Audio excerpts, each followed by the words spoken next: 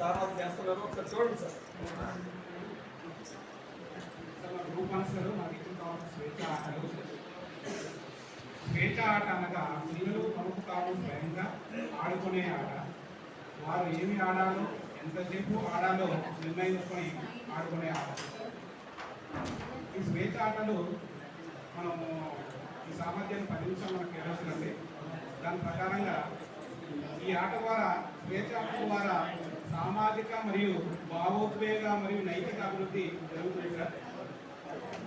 ఈ పిల్లలు వారి గురించి చెప్పమని అడగడం, చెప్పించడం, ఆడించడం మరియు చేయించడం, ఈ 5 అంశాలన్నీ కూడా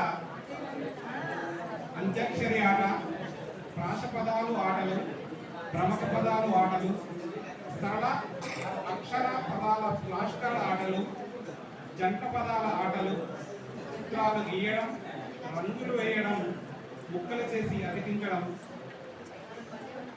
జంతువులు సబ్జెక్ట్ చేయడం వంటి ఆటలు, అక్షరం బంతి ఆటల ద్వారా స్వేచ్ఛ ఆటల్ని ఆడించవచ్చండి. ఇది కాకుండా మీకు స్వయంగా మీరు నచ్చినటువంటి ఆటలు కూడా ఆడించవచ్చు. మా గ్రూప్ కోచింగ్ వెళ్ళాలండి.